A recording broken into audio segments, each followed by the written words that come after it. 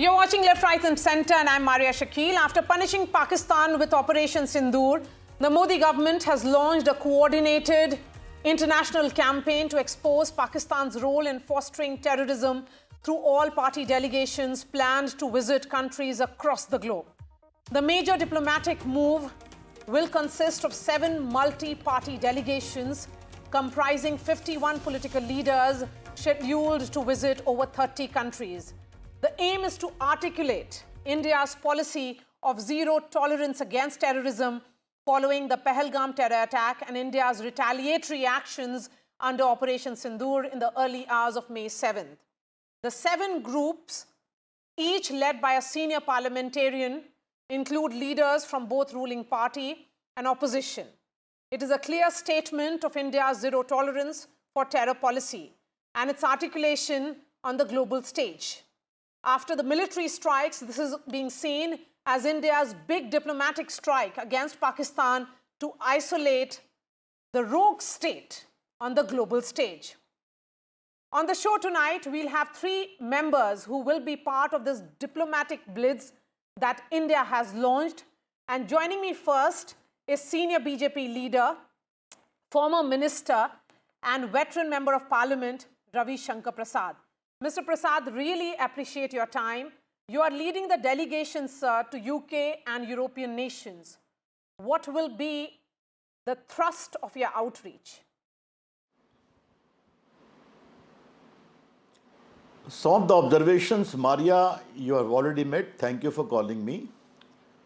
You see, the crux is very clear. More than 75-year plus relationship of Pakistan and India is littered with war, massacre, mayhem and terrorism.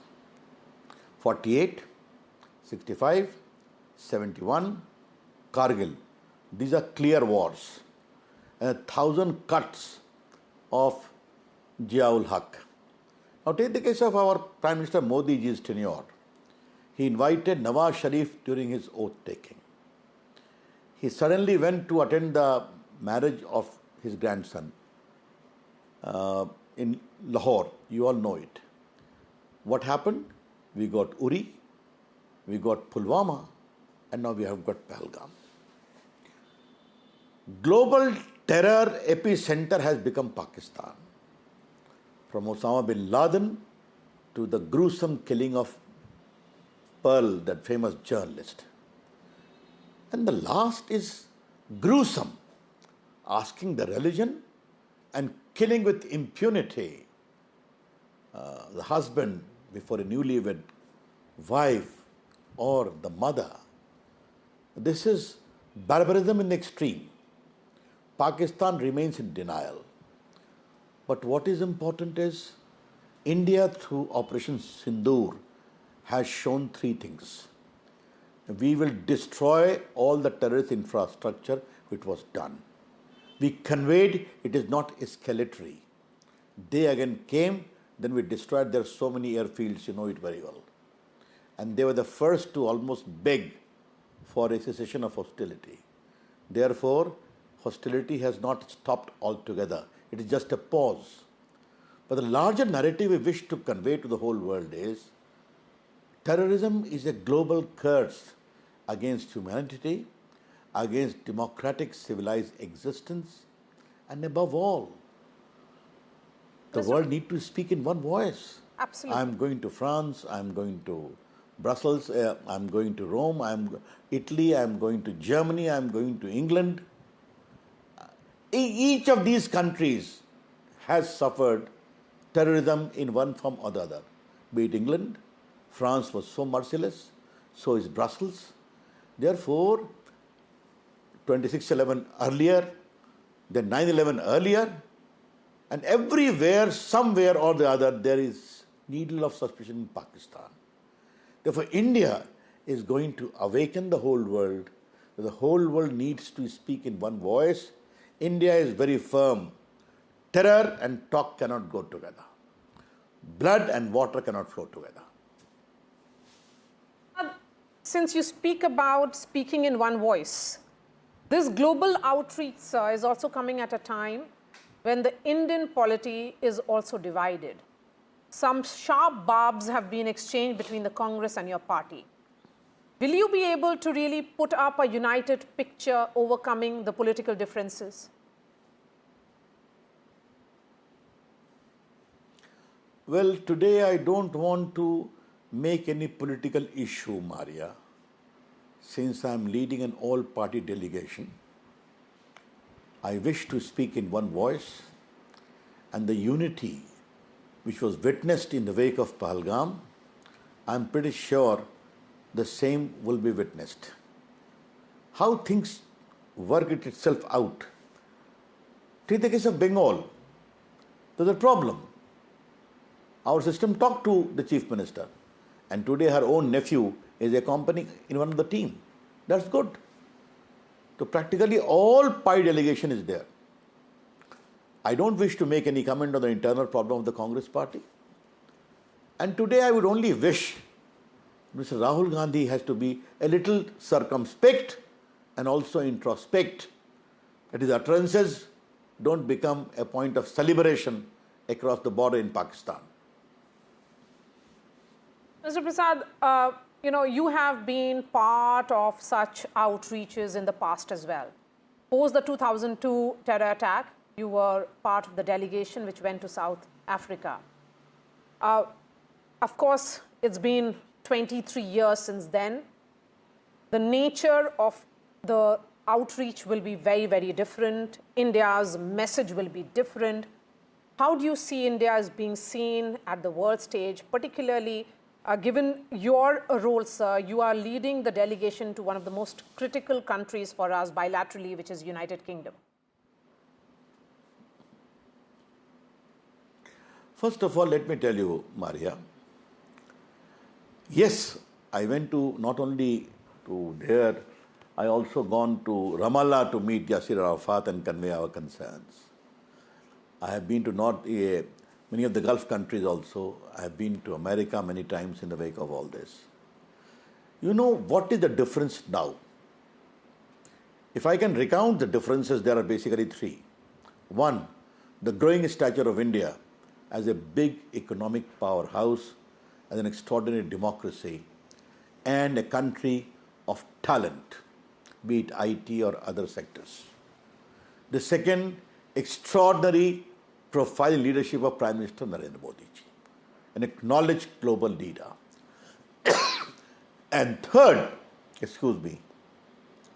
now there is a convergence of thinking and understanding on the challenge of terrorism. There is no more validation. There is no more vacillation. Now, democratic countries across the board have experienced the explosion, the misfortune, and the catastrophe which terrorism has brought in its wake in different parts of the world. Therefore, there is a need to understand, and that convergence is something which we are going to pick up and articulate India's concern vis-a-vis the Pahalgam tragedy. Mr. Prasad, really appreciate your time here on NDTV, sir. Since you are embarking on this very, very crucial journey, I wish you all the best, because certainly this is a very important messaging which is needed from the government of India. And you are a veteran leader yourself. You will be able to communicate that rather effectively. Thank you so much, sir, for joining us here on NDTV. Let me bring in Shiv Sena MP Milind Deora now. He's part of the delegation being led by Dr. Shashi Tharoor.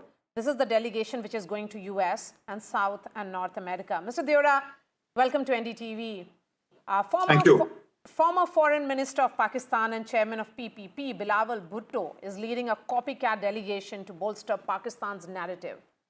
How will India counter Pakistan's outreach effort, which will be about distorting facts? Well, firstly, thank you for having me here. I don't think the Indian delegation going to any country is particularly concerned about Bilawal Bhutto's visit on behalf of the country of Pakistan. So I think moving beyond this hyphenation, Maria, while we certainly will be traveling to different countries, MPs cutting across parties to speak in one united voice and to expose Pakistan for what it is. Let's be very clear and let's be very honest and candid about one thing. The entire world, from America to Asia, knows very well that Pakistan is a rogue, failed state. Its economy is on the brink if it hasn't already collapsed. It's a terrorist exporting state.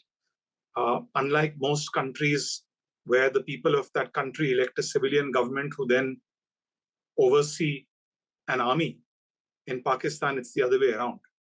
It's an army that oversees a civilian government. So Pakistan has no credibility left.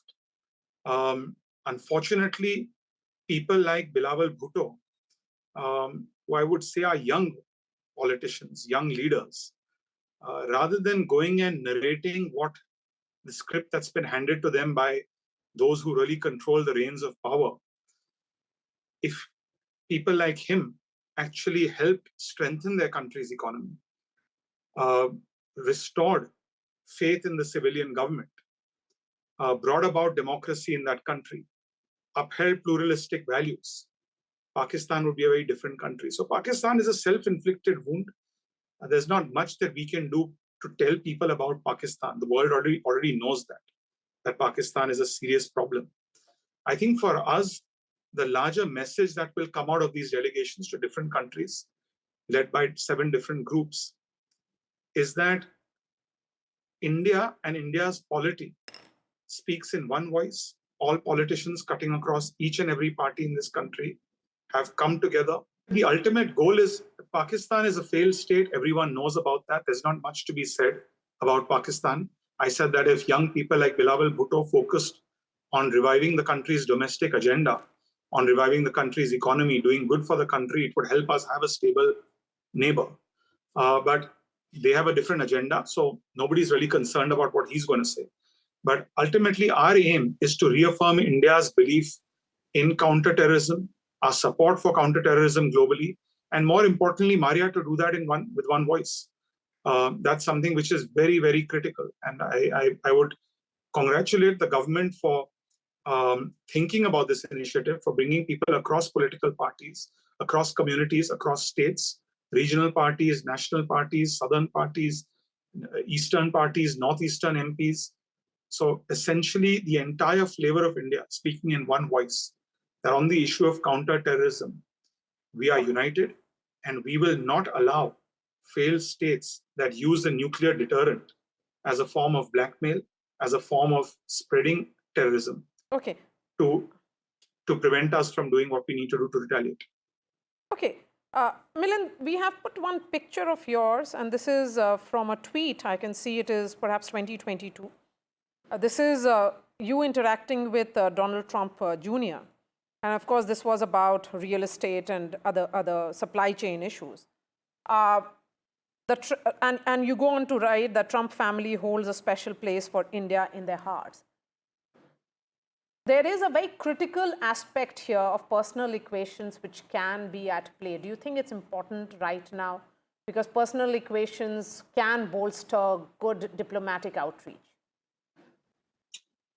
Well, firstly, Maria, I'm going on a government delegation. So my primary duty is to perform on behalf of the country, on behalf of the government of India. As I said, in a bipartisan, multi-partisan way. When I visit the United States, which is the last out of 5 countries that I will be traveling to, it will be ultimately left to the Indian ambassador in Washington, D.C. to determine what the program looks like. And I'm sure we'll meet people from government, from members of the Senate, members of Congress, and people on Capitol Hill, perhaps think tanks, business leaders. But this relationship is a personal relationship. This relationship that I have with him is through a very close friend of mine in India. And I do fundamentally believe that President Trump understands the growing importance of India, strategically, economically, politically. That's why during his tenure, especially his first presidency, the Quad, which is India, Australia, America, and Japan, was strengthened considerably. So I have no doubt that at the right level, which is at the G2G level, at the MEA in India to the State Department level, those issues will be resolved. If there has been any issue with regards to some form of communication which has led to certain murmurs, I'm sure that will be dealt with at a diplomatic level. But whatever I can do at a personal level, of course, I'm always there to do that for India. My late father, Maria, as you probably knew, was one of the early proponents of India strengthening ties with the US. And it took a man like him and many others cutting across parties in India and in the United States, almost 30 years to reach where we are today, where there is not just at a political level, not just in New Delhi, not just in Raisina Hill and in Capitol Hill, but on the streets of Mumbai, on the streets of New York City, on the streets of Delhi, on the streets of Washington, D.C. Okay. People overwhelmingly believe that these two countries, their destinies are intertwined. And therefore, any issue that may have arisen in the last few weeks, I'm sure will not retard that progress that has been made in the last 30 years. All right, Milind Deora, I really appreciate your time. Wishing you all the best as you embark on your journey to US and other countries. Joining us now, and I'm moving away from the politicians to Syed Akbaruddin. He is a former ambassador of India to the UN, and he is part of the delegation which is going to Egypt, Qatar, and South Africa. Ambassador Akbaruddin, thank you so much for your time. The concerns have been about the misinformation campaign by Pakistan, sir. How crucial is it for India to ensure that the global audience receives accurate information about Operation Sindoor's objectives and outcomes? So, Maria, thank you very much for giving me an opportunity to engage with you. As you said, from a global perspective, the issue is that as the world has become very volatile and uncertain, what has happened is different parts of the world have now different priorities.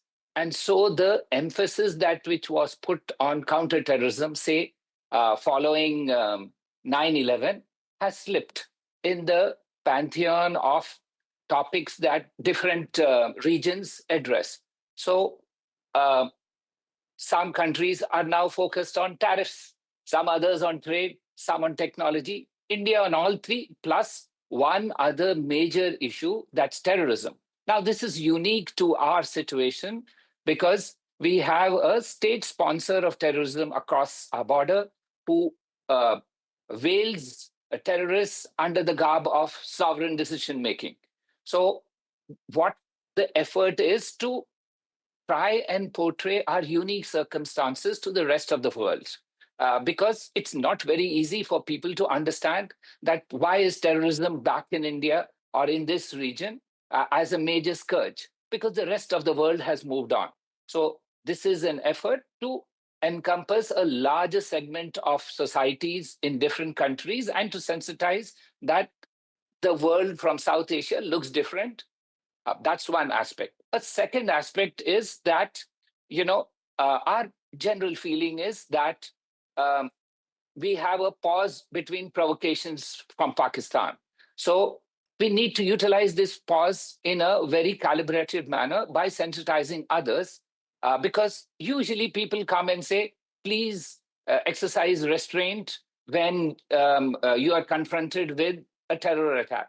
So our philosophy now is that we would like to tell them in advance, our policy is not restraint, but resolve in addressing counter-terror. We will take punitive action if our people are targeted. And therefore, please sensitize everybody that if there is restraint, it should be counseled to Pakistan, because our restraint should not, our restraint over the last 20 plus years should not be taken as an inability of resolve. So that's the second big item that we are focusing on. It is preventive in nature. It is forward-looking, not backward-looking. So these are the two big items that we would like to focus on from a global perspective. Okay. Ambassador, how will India then leverage international partnerships and cooperation to amplify the message about Operation Sindoor? And what role do you see the Middle East countries, because you're traveling to, say, Qatar, you're traveling to Qatar, what role do you think they can play in supporting or endorsing Operation Sindoor's goals?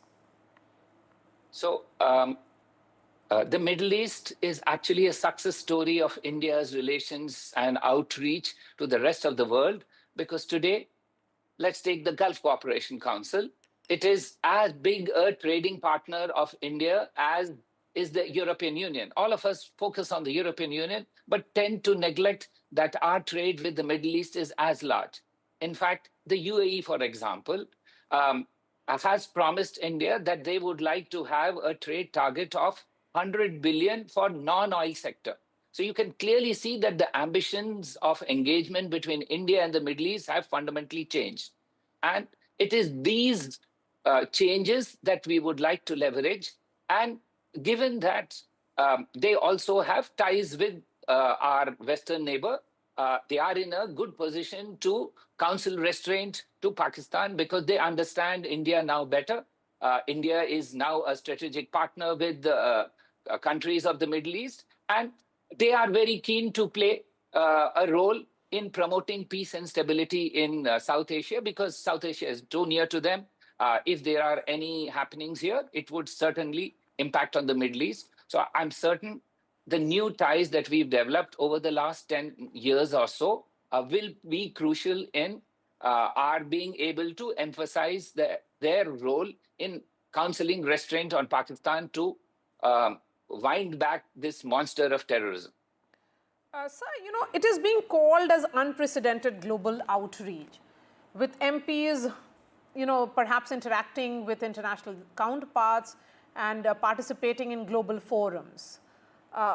Will it go beyond? How do you think that'll impact these countries' equations with Pakistan? So every country is a microcosm. No country is only limited to a government. So while our diplomats who are in residence every day engage with government, the idea is to encompass a wider segment of societies in every country that they are visiting, because today's war is not a war of government statements. It is a battle of narratives. And we have to set a narrative. We have to clarify our narrative. We have to seize the initiative. And that's what MPs can do perhaps better, because they are public people. They are able to engage with the public in a manner, perhaps in a more nuanced manner than ordinary efforts would yield. Also, it gives the signal of a united India where all parties are on the same page. Everybody is tired, because terrorism is for us a lived reality. It disrupts lives. It undermines our social stability. It can reduce our growth. So multiplicity of factors are in play. And I think it's good to engage as diverse a part of society of every country as possible. Governments will deal with governments. These are beyond government. So it's a much larger effort. It's a very ambitious effort. It's a bold effort. And it's an effort which is in tune with the times now, because the times are not of battles being fought only in the battlefield, but they're fought in the information domain. They are fought in the domain of narratives. And all these are areas where public representatives are fit to or have the abilities to articulate their views. My last question to you, and this is with regards to what has been said by US President Donald Trump, not once but multiple times. The Foreign Secretary has on record gone on to say that US had no role whatsoever in the ceasefire, and that it was purely bilateral, with Pakistan DGMO seeking ceasefire. Now that you're traveling, here is the US President who has spoken about it. How difficult or critical will it be for all of you to convince the world that they have no role whatsoever? So, Mariam, let me just take the US example. Over the last 4 months, the US has worked in unison with many, many other states. It's working with, for example, Oman, engaging with Iran. It is working with Saudi Arabia, engaging with Russia. it is working with Russia, engaging with Ukraine. But in none of these does the US say Oman is playing the crucial role here. So there is a issue of process and there is a issue of substance. On the substance, I don't think there is ever any doubt in any Indian's mind or anybody else's mind that India has a substantive view on these things and it hasn't changed that position. On the process, yes, US engaged with us, Saudi Arabia engaged with us, so did UAE, but it doesn't change the bigger picture. So in a world where there is interconnectivity, process issues will be process issues, and they should not be conflated with substance issues, which are the real thing. How a process plays out has no impact on the substance. Last question to you, and this will be, perhaps you summing it up, because this is being called as unprecedented global outreach by India. And a similar effort is being made by Pakistan. You have Bilawal Bhutto and others trying to, build their distorted facts, trying to go ahead with that. Why copy, every move of India? I mean, this is something which is strange. And how do you describe this move? No, it's not strange. Pakistan always tries to copy India in many ways. So I don't think it should be, but it falls short in every other way. Bilawal Bhutto is the leader of a party which props up the government of Pakistan. Shashi Tharoor, who is leading the delegation to the US, or several others, or the delegation I am going in, Miss Supriya Sule, they are not propping up the Indian government. They are in the opposition, yet they have coalesced. So Bilawal Bhutto leading a delegation, it's virtually a government delegation. It's a government viewpoint. It's not the viewpoint of a opposition in Pakistan. So I would not even treat it with seriousness. All right. Syed Akbaruddin, really appreciate your time here on NDTV, sir. Wishing you all the best as you start that journey, a very crucial one for our country. Thank you so much. And that's all from me on this edition of Left, Right and Center. I'll be seeing you tomorrow. Thanks for watching.